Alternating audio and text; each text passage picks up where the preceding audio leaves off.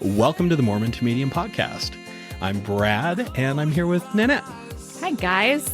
And today we are going to talk about something that came up a few weeks ago as we were talking, because we were watching that show, American Primeval. Do you remember that? Right, yeah. And what we were talking about is like all of the ancestors from those people who committed those atrocities during the Mountain Meadows Massacre. And we talked a little bit amongst each other. It was really just you and I with each other about how much generational trauma something like that passes down.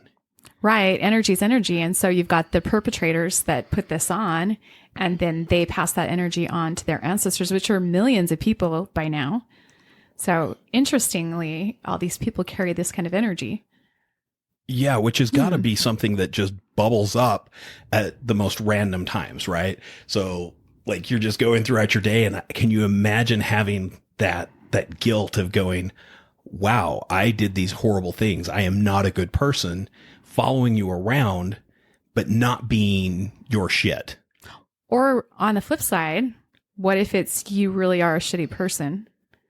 You know, and you were the perpetrator of these murders, and then you hand down that shitty person energy down to your ancestors. So they literally are psychopaths. They're literally. So you're it could be both sides. Got right? It. So somebody might be going, wait, I am such a shitty person. Why am I a shitty person?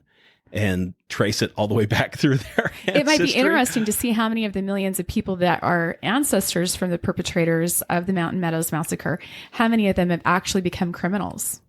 That is an interesting point. You know, here's my thought with it. I think a lot of them were literally just doing what they were commanded to do by their religious leaders, right? Right. And so they thought they were in the right, but it still has got to eat you up inside going, I literally just shot this person in the head. And see, I can never, I don't care what time of life or, you know, what year or whatever. If somebody tells you to murder someone in cold blood like that, there's got to be a moral compass that all of us have as souls to know that it's not the right thing. Like you have to go through that struggle and make a decision to be like, I'm going to do it. I'm doing this, and I'm on board with this just because I want to be accepted by this group or whatever the reason is. Do you know what I mean? But there has to be a point of accountability to where they made that choice, flipped a switch, and we're like, yeah, I'm comfortable killing all these people. Yeah, they had to own it at some point. But if you think about it, though, there really was a big push of an us versus them within the Mormon community at the time. Right. So, and we've talked about Mountain Meadows a couple of different times on the show. Yeah. But there was that push, right? Hey, we've got Johnson's army coming in, and they're going to destroy us and kill us, and we've got to start saving all of our provisions for war and start prepping for it. Essentially, there was zero prophetic ability that came out during that time period. Honestly, how is that different than nowadays? Like, we're still living by fear. Except for now, instead of the army coming, Christ is coming. So like, it's literally a fear mongering thing that the church does to get people to make action, to benefit them. Oh, do you know what? That's a valid point. You're right. Because that is the big thing. You know, the funny thing is, I remember my grandma telling me that when she was a little girl, they were telling her, yes, we're in the latter days and you are such a blessed generation. Oh, I heard that in the 80s. Seriously. Right. Like, that's all they ever talked about. It was like the same rhetoric over and over again. Yeah. But yeah, the prophetic, you know, abilities of the presidents of the church, the prophets, the leaders, that doesn't seem to be very prophetic because they're not really giving us any prophecy. Well, and you can see them coming from a mile away because they gaslight in the exact same ways. They boss people around in the exact same ways, and everything's about fear, all hinging on something they have nothing to control about. It's all hinging on your afterlife that they don't know zip about, and neither do you, unless you've done your spiritual work, and then you probably know more than they do. Yeah. Well, but it's terrifying, right? And that's how they use that control to get people to do Exactly. heinous things like murdering a group of defenseless pioneers. Right. Right. So with that, can you explain a little bit about what generational trauma really is? Well, generational trauma, it can be a couple of things. It can actually be an act of something.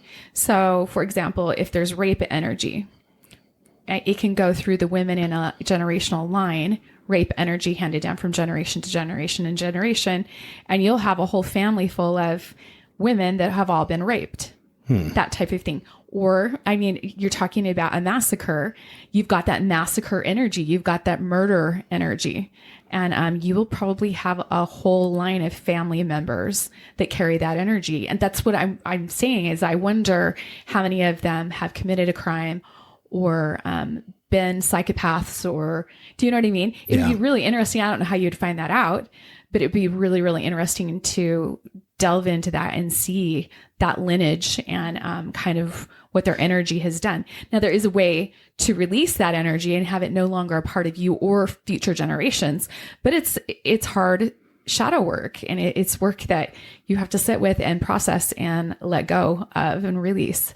But it's the same kind of energy, whether it's a belief system or an action or whatever. You know, you can have belief systems that run through generations too of I'm not worthy, or, you know, I've seen it handed down for 5 generations. I'm not worthy. I'm not worthy. I'm not worthy. And then I have a client laying on my table saying, I've never felt like I'm worthy, but I don't know where it comes from. Right. And then you balance them and find out that it was 4 generations back, that it came from a grandfather on this side. And then it makes sense because it's like, yeah, that's how you used to act. And then my father acted like this, and now I do. That makes sense. Right. Type of thing.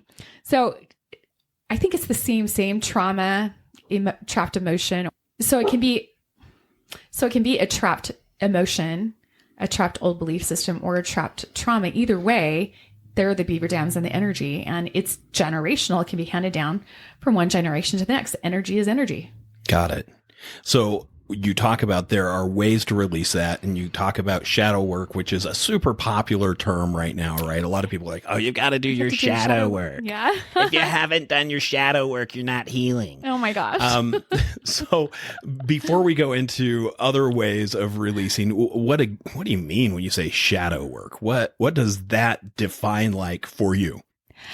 You know, from what I have seen and from the experiences with my clients and with myself, shadow work is the parts of you that you want to keep recessed in the shadows, that you don't want to talk about. The parts of you that give you those old belief systems, those hidden emotions, that I'm not loved, I'm not wanted, I'm nothing, I'm not smart. You know, all those things that could come from generational stuff, or it could come from an experience that you've had, you know, from the eyes of a small child. All of our perceptions are different. So you can have something happen to you. Let's say you're in junior high school and you get tripped down the hall and everybody laughs at you and your books go flying. It's completely humiliating. Yeah. Which you equal that to means something about you, right? So you beat yourself up for the rest of your life because you feel like you're not worthy. You have no friends. Do you know what I mean? So from the perspective of a child, you see those things and they equal this belief system. So it could be something that happens to you at 3 years old where you got beat up or whatever, and you have a perspective as a 3-year-old that will give you that belief system, right? Got it. So depending on whatever age it is, you'll bring it through your life and carry that belief system with you throughout your life, and it'll show up every once in a while. And you kind of just don't understand why or where or whatever. But yeah, you can release those things, body, mind, and soul, and have it no longer be a part of you. And then when you do that, you no longer feel that way about yourself. Got it. So the shadow work is literally just addressing those dark recesses of your mind that say, hey, keep this hidden away in this box because it hurt. Be ashamed. You should be ashamed. You know, you don't want people to see this part of you because it's a horrible, embarrassing part of you. Gotcha. And when you do your shadow work, I call it sitting in your shit. You pull it out, you find out what it is and what happened and who was involved, and you sit with it and you understand it. And then all of a sudden, when you sit with it long enough, you begin to love it. And that's when you become unfuckable with, because literally there's no shame associated anymore. It's just something that somebody did that was mean. Mm-hmm. Do you know what I mean? It's no longer equals I'm not wanted or loved and I don't belong. It's that person was just being a dick because he felt shitty about himself. Gotcha. Now I give a different perspective and the healing can take place. So yeah, shadow work is sitting in your shit and learning to love it and then standing up and crawling out of it. And that's when you do that, the hole fills in and it's no longer there. And then you become unfuckable with. Got it. So what are the steps to take to start doing that? Because, I mean, you talk about it so cavalier, like, it's no big deal, but it's not something that's just going to happen easily. What are the steps? So if I wanted to go do my shadow work, what do you tell me to do? Or how do I even start or begin to address those deep-seated emotions and feelings? I think a really good way to do it is journaling. You can journal about how you feel about yourself and then kind of just break it down. Like, where did this belief system come from? And if you don't know, there's balances for that we can find out where it came from and why it's there. Nan's catchphrase. There's a balance for that. There's literally, guys, there's literally thousands of balances. I have balances for so many things, nearly everything. The body can completely heal itself, 100%. I have zero doubts.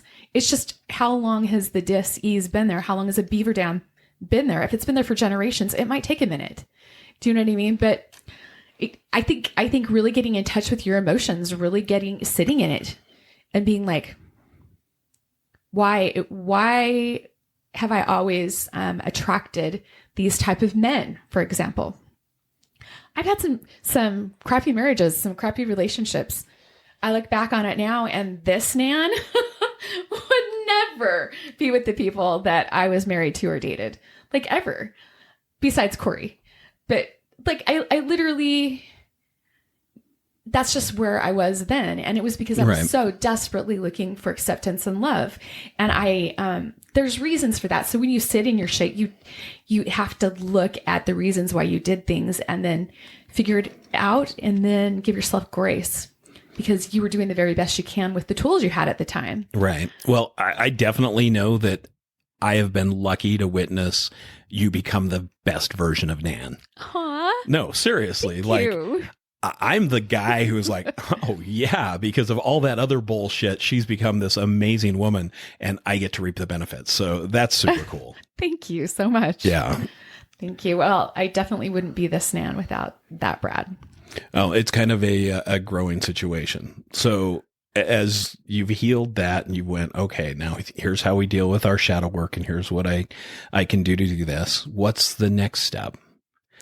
As you start to heal, what happens is, as with other things in the universe, when you move things out, like when you clean house and you do all your spring cleaning, you make room for new things to grow in place of that. So if we clean up our yard and we do our spring cleaning, it makes room for new flowers to grow, right? And things grow better and they're more beautiful and vibrant. It's the same thing with cleaning your home. Same thing with cleaning your spirit. You clean house, you get rid of the shadow work, you sit with it, you understand it, and there's room for so much light in there. Then you start to step into your spirituality. You start to step in to who you are as a spirit having a human experience. And that's a very powerful, beautiful place to be, because then you're starting to, starting to grow your clairs. You're starting to work with the other side a whole lot. You're starting to be more sensitive and seeing people from a spiritual perspective. Okay. Instead of seeing them as a human. Does that make sense? So you give a lot of grace, where sometimes grace isn't really warranted. Looking from your injured eyes, you'd be like, no, they told me I was this horrible person because I believe this way. When in actuality, they're looking through the lens of fear, and you start to see, oh my God, they're afraid. Well, it's hard to see perspectives, right? We like to see our own perspective because that's what's comfortable and familiar. And sometimes it's hard to look from other people's perspectives and go, wow, what were they thinking when they said this or did this or acted that way? So yeah, I think you've got something big there. Perspectives are important. They are important. And that's the thing. When you do your shadow work, you're not in your way anymore. Your perspective is more clear and you're seeing things from a spirit's perspective. Got it. And so there isn't that judgment. There isn't that bias. There isn't your own pain in the way of the way you see other people. Right. You just see them on their journey and you have to honor them there, even though it's really hard to see them stooping and you know that they could do better. You have to let them find out their journey and work their journey. And I think that's the hardest part is for being healed and walking that path is you want everybody to see how awesome they are. Right. And not everybody wants to see how awesome they are. Sometimes people love their pain. Yeah. Yeah. It gets comfortable, and change is hard. We all hate change, but it's something that's necessary. So we've worked on our shadow work and we've healed our own, or some of our own bullshit, right? It's always continuously we're always growing. going. We're always learning.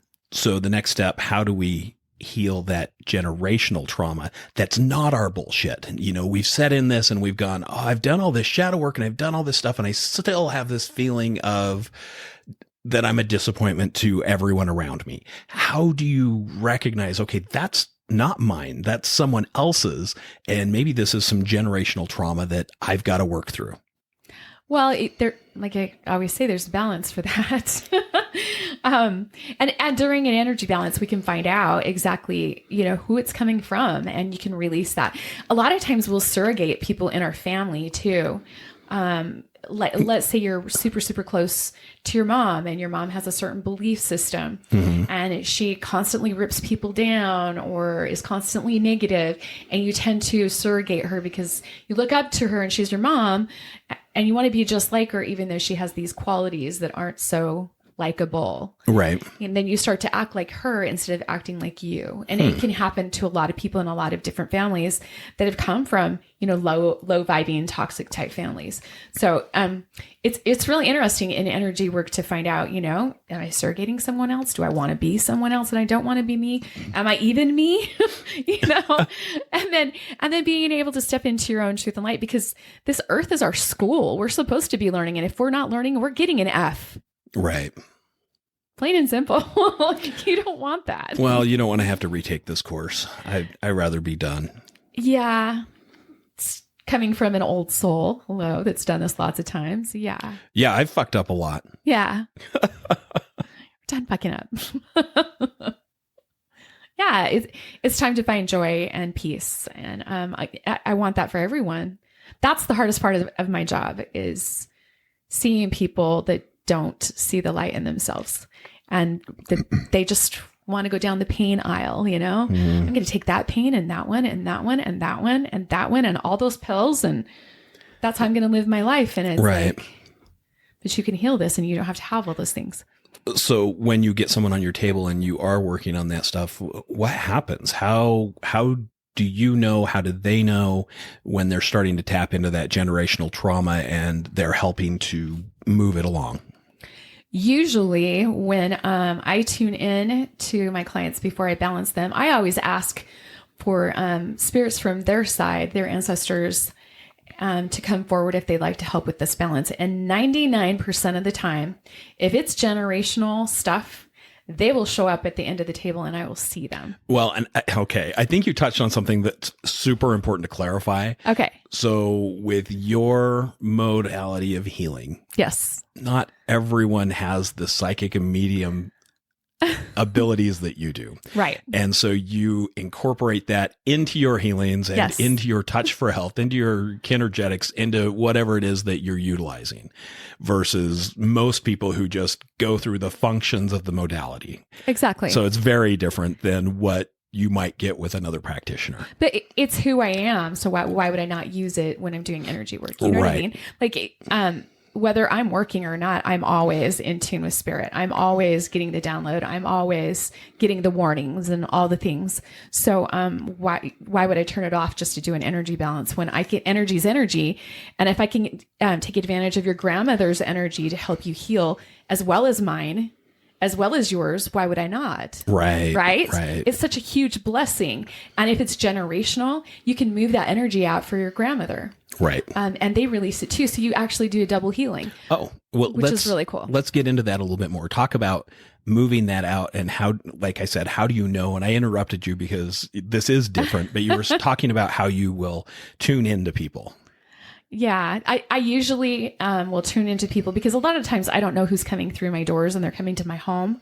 And so I tune into them to see what kind of people they are and kind of what I'm dealing with. Mm-hmm. And Spirit will show me exactly what's going on. And I've had like 2 times out of all the times that I've done balances and stuff, I've had 2 times where the people were not good energy. And I've turned them away and told them that they need to find someone else, and I gave them their money back. But most of the time, everything's great. And like I said, 99% of the time before I even tune into them, they'll follow me around all morning. Mm-hmm. I know that it's going to be a generational thing and that they're going to be able to help heal some generational things. So it's really, really cool. But I can always, you could bet money. If they show up, I can tell you exactly who they are, what they look like. I don't know what emotions coming through or what trauma's coming through yet, but I know that it's going to be a generational thing. And that person that I'm working on has it from that person. Interesting. So you could bet money on it, take it to the bank. Well, and it would make sense that those ancestors would come through because they want to help us. Absolutely. They want to help us through. They're part of our team, as you say all the time, right? Yes. So they want to be here to help us. So that makes perfect sense. And I ask them to. If they want to help in this, I ask them to. Because most of the time, my clients are tapping into their own spiritual gifts anyway. Remember how I said, as you sit with your shadow work, you move out the old and make room for the new. So that makes room for your own spirituality. That makes room for your own connection to the other side to be happening effortlessly. So, many times they'll feel them standing right next to them. They'll get the full body chills. They'll be like, look, I'm like, I know this is who it is. And this is what they look like. And this is who they say they are. And they'll be like, oh my gosh, yes. Or they'll send me pictures when they get home. Is this who was by the table? And I'll be like, it was this person or whatever. Yeah. It's fascinating, but you could, like I said, you could count on it. If they come through and they show up, they're part of the healing too. They get a balance too. Got it. So long story short, if somebody out there has a long past relative who was part of the Mountain Meadows Massacre, they should come to you at Zenergy and get a balance. 100%. Heal that shit and get it to move along and become their best self without that generational trauma. Right. And that's haunting energy. That'd be some heavy stuff. Oh yeah. Well, probably cursed energy, I would say. Right? Yeah. Like probably bad things happen to these people because karma's a bitch and she always gets paid. So I would imagine that these lineages, is that the right word? Lineage? I don't know. It's been a long day. Anyways, you know what I'm saying? I imagine that they have some bad karma coming back to them. Yeah. They probably have bad things happen to them. They feel like they have bad luck maybe in their life. They're low vibers. And I don't know that I'd want that. So yeah, that would be tough. Definitely get balanced and release that shit. Not worth it. No, that makes sense. So what advice do you have to people for the week? Oh my goodness. I think a lot of people are starting to wake up, and I'm not talking about woke up. I'm talking about wake up spiritually. But they're having an issue with so much going on around us that they get caught up in the freeway in their head. So remember to get quiet. And I'm not talking just sit in a chair and be quiet. I'm talking get quiet with your soul. Get quiet inside and listen. Just get a little sip of your spirit and be like, where am I at right now? What do I need to learn right now? Kind of touch into yourself and feel what's going on and what you need to be doing. Your intuition will kick in and you'll be able to know. And not to mention, you do stuff like that. You're going to sleep better. You're going to think better. You're gonna get that brain working better. So everything's just better. So that would be it with everything that's going around, all the confusion in the brain. Get quiet because that's where you find truth. I think that's fantastic advice and exactly what all of us need more of. Thank you so much. I love talking to you. These are like the best dates ever. Thank you so much. And thank you everyone for listening and joining in each week. We sure appreciate it. And we love you guys. don't forget to leave a great review for us. That helps push the algorithm and gets us out there so more people can hear what we have to say. Thanks a ton, and we'll see you on the other side of the veil.